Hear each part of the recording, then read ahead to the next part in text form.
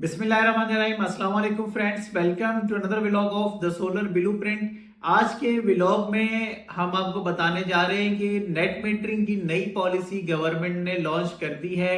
काफी अरसे से हम इस पे बात कर रहे थे कि पॉलिसी नहीं आ रही है। हम अपने क्लाइंट्स को भी बता रहे थे, सब्सक्राइबर्स को भी बता रहे थे, लेकिन उन्हें लगता ये था कि शायद ये पॉलिसी पेपर्स में रहेगी और नाफिज नहीं होगी। लेकिन हकीकत में ये पॉलिसी नाफिज हो चुकी है। अब से गवर्नमेंट आपसे 11 रुपए के हिसाब से नेट मीटरिंग के जो यूनिट्स हैं वो खरीदेगी, जबकि आपको जो सेल करेगी वो तकरीबन 50 से 55 रुपए में करेगी। बेसिक जो रेट गवर्नमेंट आपको अप्लाई कर रही है वो 40 रुपए का कर रही है।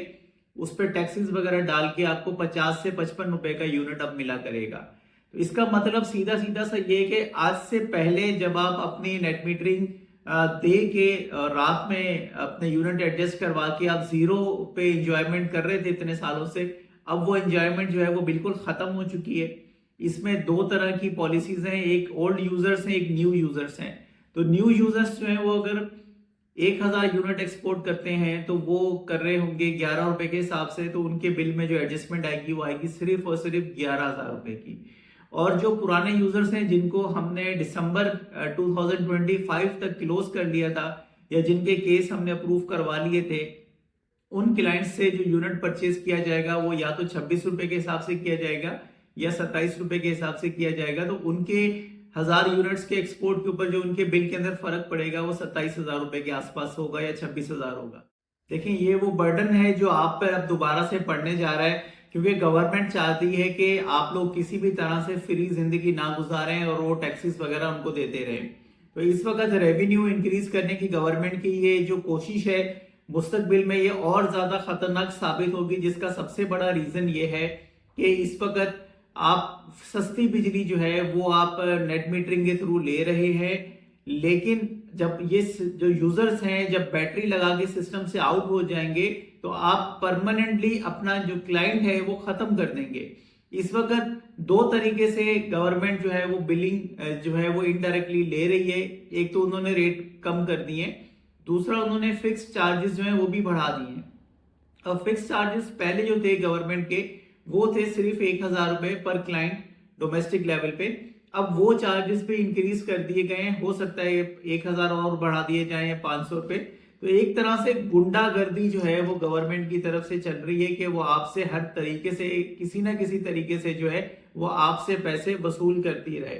अब इससे एक चीज तो ये भी हो रही है कि आपने ये जो फैसला लिया है, इस फैसले का सबसे नेगेटिव इंपैक्ट ये आएगा कि आपके जो प्रोटेक्टेड कस्टमर्स हैं उनका रेशो मजीद बढ़ जाएगा। कुछ अर्सा पहले अवैस लगारी साहब जो वफाकी वजीर है, उन्होंने कहा था कि जी प्रोटेक्टेड क्लाइंट्स बढ़ गए, इस वजह से ये मुश्किल फैसले लेने पड़ रहे हैं। तो ये जो मुश्किल फैसला वो ले रहे हैं, इससे उनकी मुश्किलात में मजीद इजाफा होगा।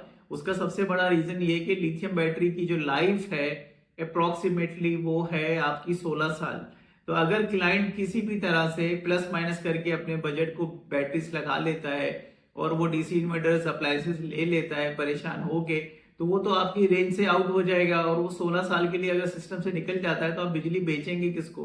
आपका प्रोटेक्टेड टैक्स जो है वो देगा कौन? फिक्स चार्जेस देगा कौन? ये वो पॉइंट्स हैं जो आपको सोचने चाहिए थे इस तरह का डिसीजन लेने से पहले। सबसे पहले भी हमने पहले भी ब्लॉग बनाया था कि ये जो फ्री की बिजली आपको मिल रही है, ये आप कम रेट पे इंडस्ट्री को दे के इंडस्ट्री को दोबारा से सरवाइव करवा सकते हैं, ताकि पाकिस्तान के एक्सपोर्ट्स में इजाफा हो, उससे एम्प्लॉयमेंट अपॉर्चुनिटीज बढ़ सकती हैं, जो लोग बेरोजगार हो रहे हैं उनका फायदा हो सकता था।